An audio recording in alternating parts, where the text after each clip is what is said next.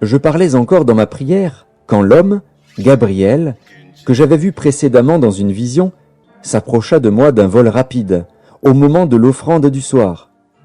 Il m'instruisit et s'entretint avec moi. Il me dit, « Daniel, je suis venu maintenant pour ouvrir ton intelligence. Lorsque tu as commencé à prier, la parole est sortie, et je viens pour te l'annoncer. Car tu es un bien-aimé. Sois attentif à la parole, et comprends la vision. 70 semaines ont été fixées sur ton peuple et sur ta ville sainte, pour faire cesser les transgressions et mettre fin au péché, pour expier l'iniquité et amener la justice éternelle, pour sceller la vision et le prophète, et pour oindre le Saint des Saints.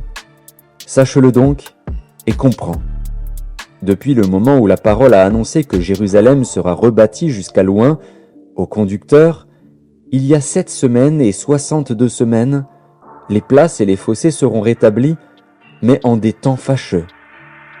Après les 62 semaines, un oint sera retranché, et il n'aura pas de successeur. Le peuple d'un chef qui viendra détruira la ville et le sanctuaire, et sa fin arrivera comme par une inondation. Il est arrêté que les dévastations dureront jusqu'au terme de la guerre.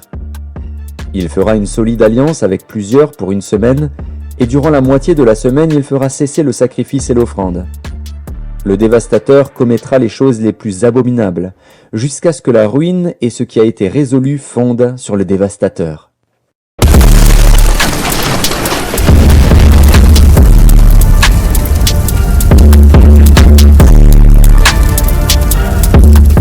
Daniel 9, 21-27 nous révèle les 70 semaines de Daniel et nous donne avec une précision chirurgicale la 70e semaine de Daniel. Commençons d'abord par décrypter les 69 semaines de Daniel. Depuis le moment où la parole a annoncé que Jérusalem sera rebâtie jusqu'à loin, au conducteur, il y a 7 semaines et 62 semaines, les places et les fossés seront rétablis, mais en des temps fâcheux. Après les 62 semaines, un oint sera retranché, et il n'aura pas de successeur. Ok, je vous l'accorde, c'était un peu rapide, un peu technique. Mais il va falloir sérieusement vous accrocher si vous voulez comprendre les 70 semaines de Daniel. Donc on va reprendre tout doucement, en décortiquant, point par point. Premièrement, il faut comprendre le code. Le code, c'est 1 jour est égal à 1 an. Si 1 jour est égal à 1 an, alors 7 jours, une semaine, est égal à 7 ans. Ok, revenons sur la frise. Lorsque l'édit de Cyrus ordonne la reconstruction du temple, vous pourrez le lire dans Esdras 1, versets 1 à 4. Il y a 7 semaines et 62 semaines. Lorsqu'on applique le code, cela fait 49 ans et 434 années. Au bout de 7 semaines, donc au bout de 49 ans, le temple est reconstruit par Esdras. Au bout de la même période, la muraille et la ville est reconstruite par Néhémie. Vous pourrez le lire dans Néhémie chapitre 2 versets 1 à 8. 434 années plus tard, le Messie est amené en justice et condamné. C'est également la naissance de l'Église qui est un mystère dans l'Ancien Testament. Pour information, dans le livre de Daniel, on nous dit que le Messie sera retranché et qu'il n'aura pas de successeur. C'est une mauvaise traduction. Un Messie n'est pas retranché, mais le Messie est amené en justice. Il est condamné sans que personne puisse prendre sa défense. Voici la bonne traduction. Bien, la plupart des prédicateurs et enseignants sont d'accord sur les 69 semaines de Daniel. Ce qui pose problème, c'est la 70e semaine. Voici leur interprétation de la 70e semaine de Daniel. Donc selon les évangéliques, nous avons d'abord l'enlèvement de l'Église, dans le même temps l'avènement de l'homme impie, sur une période donc de 3 ans et demi, la construction du temple. Au milieu de la période, le temple est profané, c'est le début du règne total de l'Antéchrist. Et durant les 3 ans et demi qui restent, la grande tribulation avec le versement des 7 coupes de colère, et à l'issue, la bataille d'Armageddon lors de la 3e venue du Messie. Faux. Cette vision est tout simplement fausse pour plusieurs raisons. Premièrement, l'enlèvement de l'Église et l'avènement de l'Antéchrist ne peut être 2 événements simultanés. 2 Thessaloniciens 2, verset 3. Il ne peut y avoir enlèvement de l'Église avant, premièrement, l'apostasie, deuxièmement, la parution de l'homme impie. Ensuite, dans un deuxième temps, cette vision Elle provient de 1820. Elle a été propagée par Darby, puis par Scofield, souvenez-vous. Troisièmement, il n'y a pas de petite tribulation, il n'y a que la grande tribulation. Je vais donc vous expliquer en images la 70e semaine de Daniel, verset biblique à l'appui, en remontant dans l'histoire jusqu'à notre époque récente, puis nous reviendrons plus tard sur la 70e semaine de Daniel et nous disséquerons point par point pour être sûr que tout le monde ait bien compris. Le peuple d'un chef qui viendra détruira la ville et le sanctuaire, et sa fin arrivera comme par une inondation. Il est arrêté que les dévastations dureront jusqu'au terme de la guerre. Il fera une solide alliance avec plusieurs pour une semaine, et durant la moitié de la semaine, il fera cesser le sacrifice et l'offrande. Le dévastateur commettra les choses les plus abominables, jusqu'à ce que la ruine et ce qui a été résolu fondent sur le dévastateur.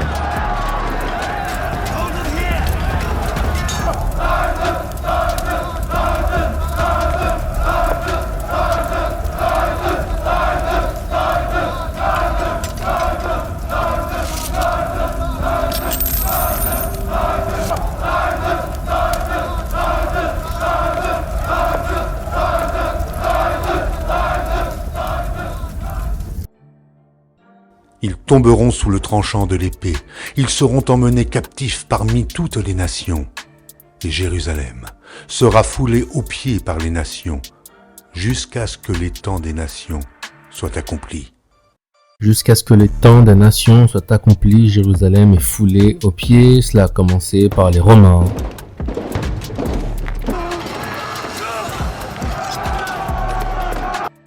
Puis par l'Empire arabo-islamique, suivi par les chevaliers templiers lors des croisades entre le Xe et le XIIIe siècle.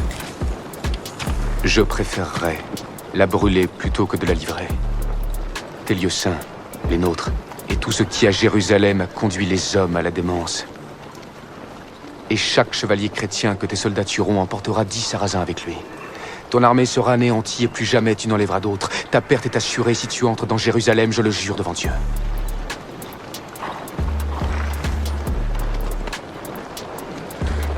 La ville est pleine de femmes et d'enfants.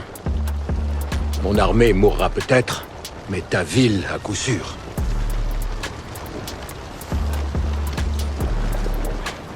Qu'as-tu à offrir? Je ne demande rien.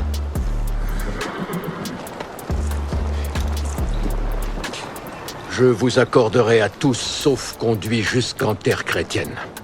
À tous.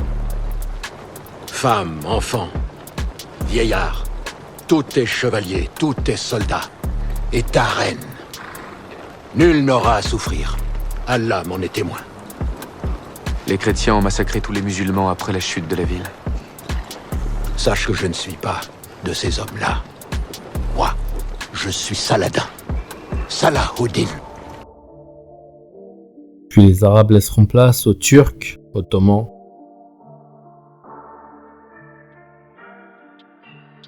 Jusqu'au XXe siècle avec le protectorat britannique, la tutelle des Nations Unies et la création de l'État d'Israël en 1948.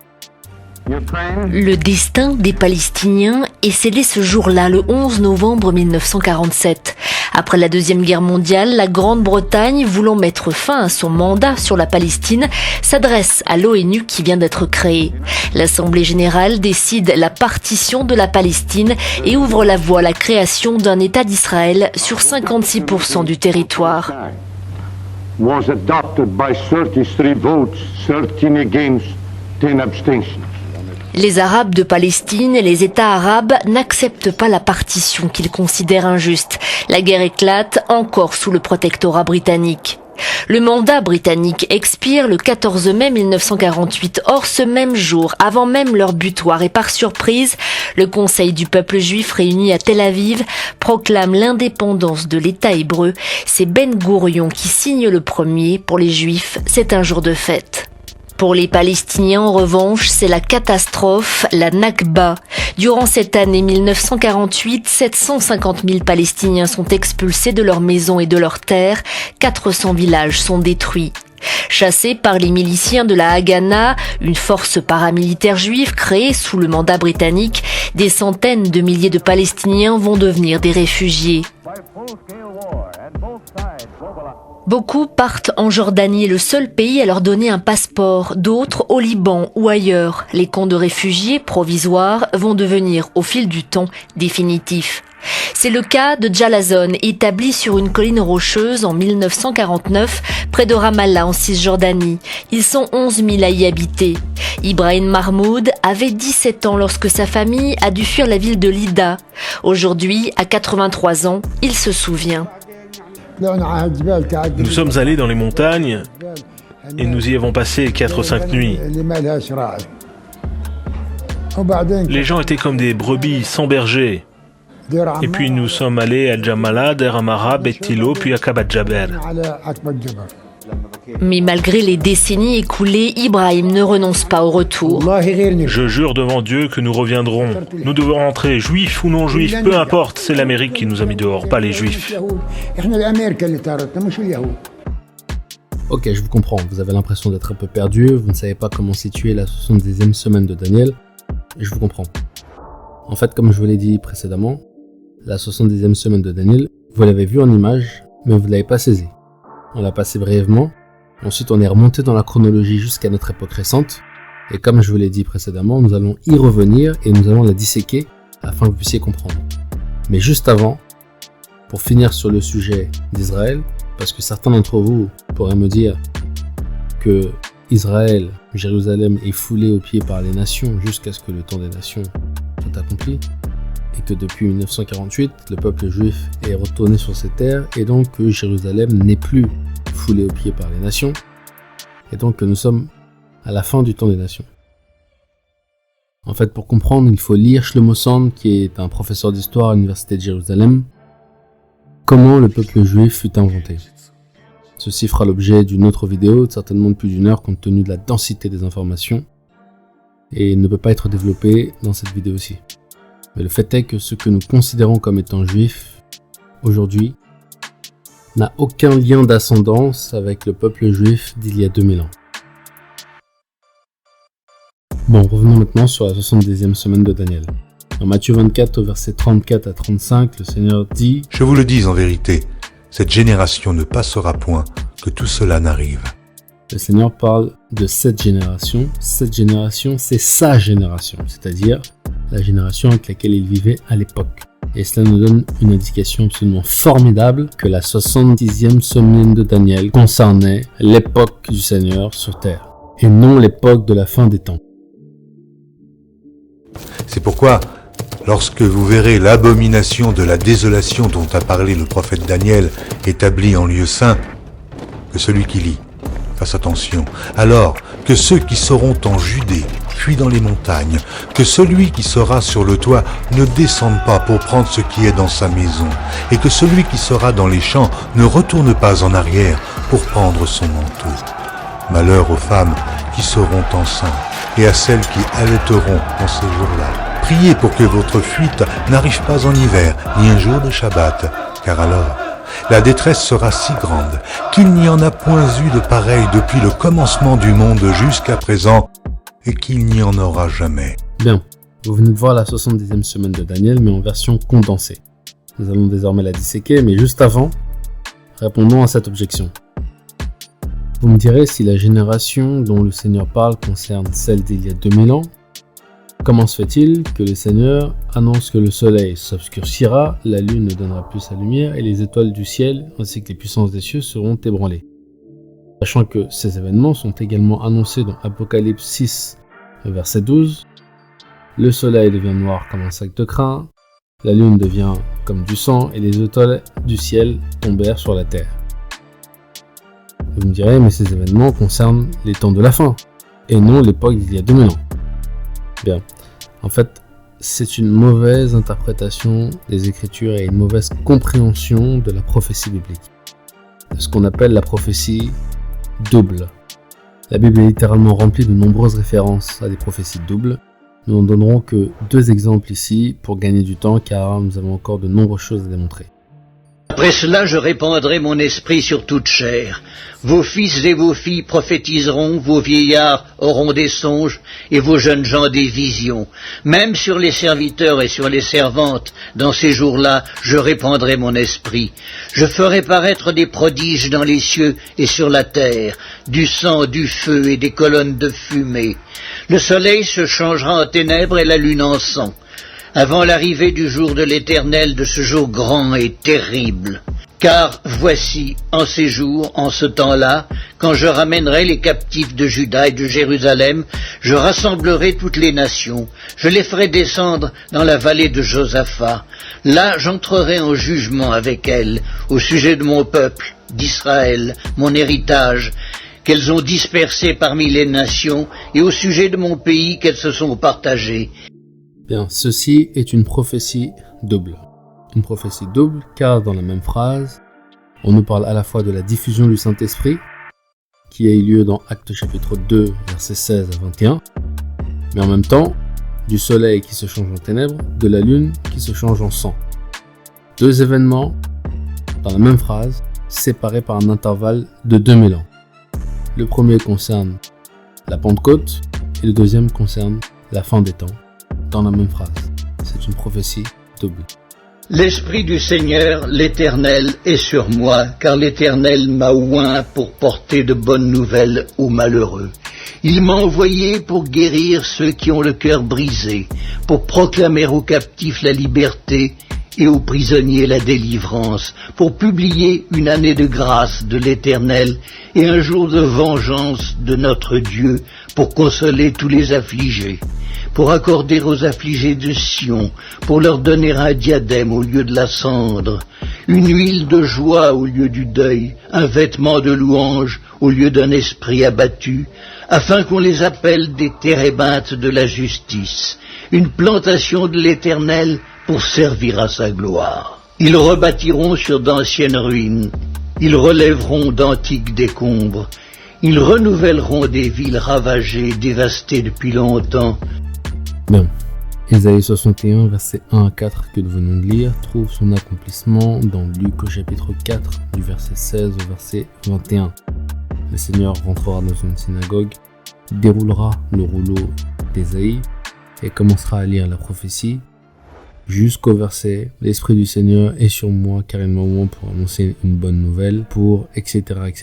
publier une année de grâce. » Et il s'arrêtera là. Voici la première partie de la prophétie accomplie il y a 2000 ans par le Seigneur. La deuxième partie, une année de vengeance, etc., traite de la restauration d'Israël. Cette restauration qui n'arrivera que 2000 ans après. Donc on retrouve encore une fois une prophétie double dans Ésaïe 61, avec une première partie de la prophétie qui concerne l'année de grâce, c'est-à-dire la bonne nouvelle, l'évangélisation et l'année de grâce, donc qui va durer 2000 ans, puis la deuxième partie qui concerne la restauration d'Israël, qui se fera par le Seigneur lui-même après son retour. Là, la Bible est remplie d'exemples, de moult exemples de prophéties doubles. Donc maintenant, revenons à Matthieu 24. Vous l'aurez compris, à la fin de son discours, lorsque le Seigneur dit « Je vous le dis en vérité, cette génération ne passera point, que tout cela n'arrive », c'est effectivement une prophétie double. Il parle de sa génération, et il parle de la destruction de Jérusalem, de la destruction du temple, et il dira également aux apôtres, je vous le dis en vérité, il ne restera ici pierre sur pierre qui ne soit renversé.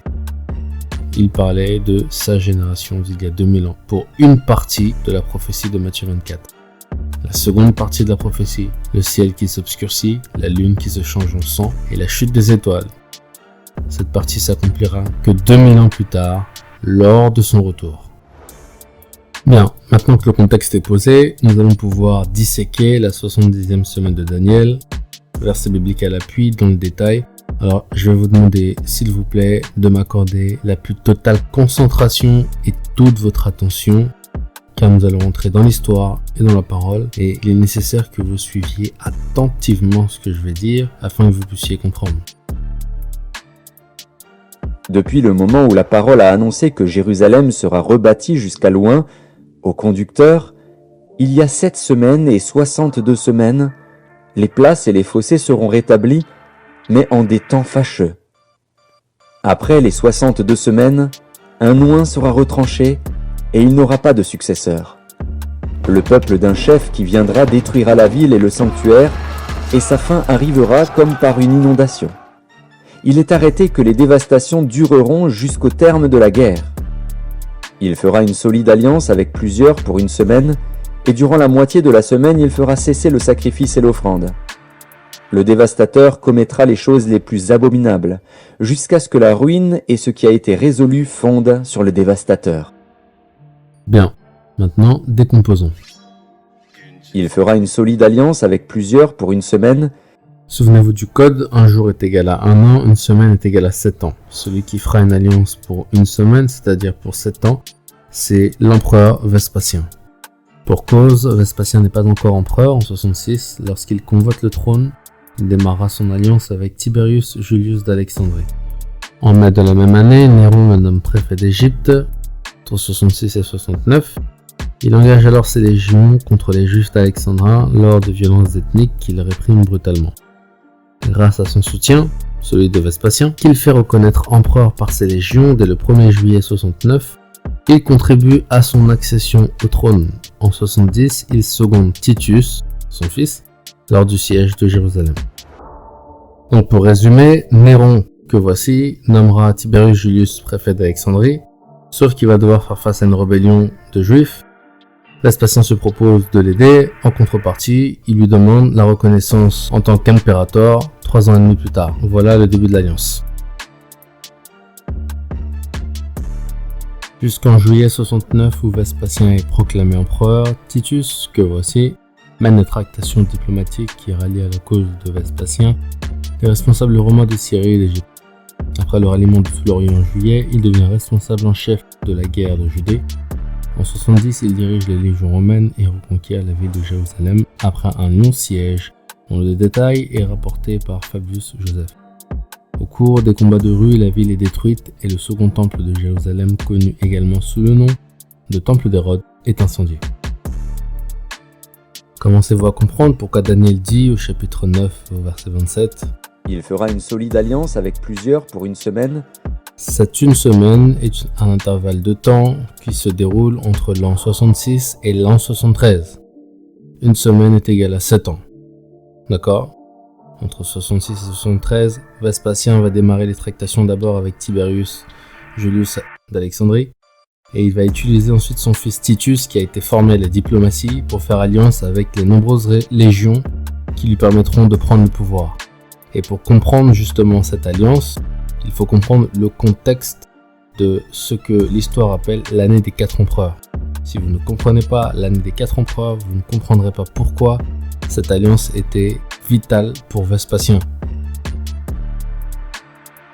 L'année des 4 empereurs démarre avec la fin du règne de Néron, que voici Néron, l'empereur le plus détesté de toute l'histoire de Rome, qui a réussi à se mettre à dos tout l'Empire, y compris la garde impériale, censée veiller à sa sécurité.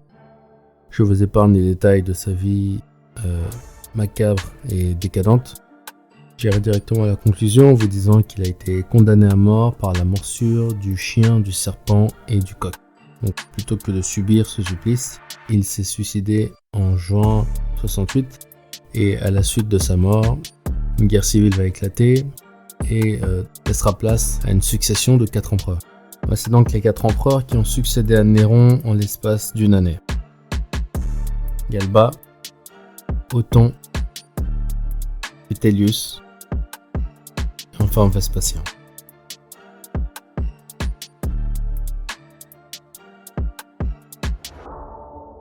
En 69, Tibère d'Alexandre se rallie à Vespasien, le commandant des forces romaines de Judée. L'allégeance de Tibère d'Alexandre, qui avait sous ses ordres 2 légions et contrôlait l'Égypte, l'un des greniers à blé de l'Empire, revêt une importance cruciale en faveur de Vespasien. Il interrompt alors les envois de blé vers Rome. Le 1er juillet 69, Tibère Alexandre est le premier à faire acclamer Vespasien par ses légions. Son exemple est suivi par toutes les autres légions d'Orient. Et durant la moitié de la semaine, il fera cesser le sacrifice et l'offrande. Bien. Voyons désormais comment Vespasien a pu faire cesser le sacrifice et l'offrande au milieu de la semaine. L'accession à l'Empire assurée, Vespasien part pour Rome et laisse le commandement des légions de Judée à son fils Titus qui quitte Césarée peu de temps avant la Pâque juive de 70 pour mettre le siège devant Jérusalem après, selon Dion Cassius, un essai de négociation. Le 20 juillet, les Romains réussissent à percer une brèche dans le rempart. Et durant la moitié de la semaine, il fera cesser le sacrifice et l'offrande. Le dévastateur commettra les choses les plus abominables, jusqu'à ce que la ruine et ce qui a été résolu fondent sur le dévastateur. Le 20 juillet, la brèche est faite, le sacrifice cessera et le temple sera détruit, conformément aux prophéties, au milieu de la semaine. Souvenez-vous, la semaine a démarré en 66 et s'achèvera en 73 à Masada. Voici une illustration de la prise de Masada par Lucius Flavius Silva.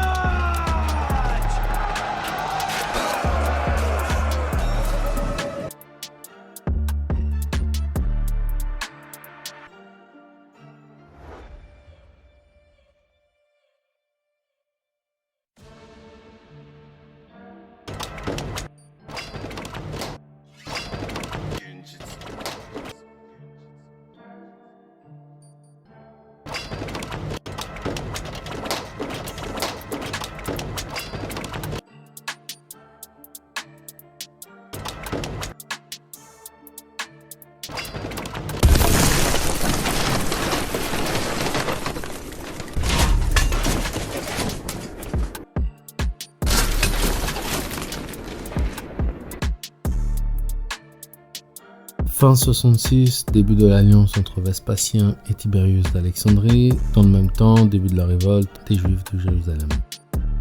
Le 1er juillet 69, confirmation de l'alliance et proclamation de Vespasien comme impérator par les troupes de Tiberius d'Alexandrie.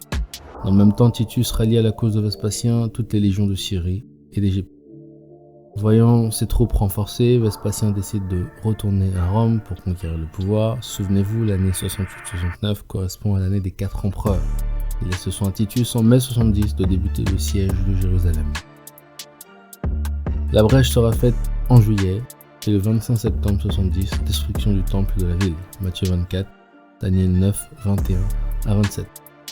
Titus retourne à Rome pour aider son père à gouverner. Il laisse le soin donc à Lucius Flavius Silva en 72 de marcher sur Masada.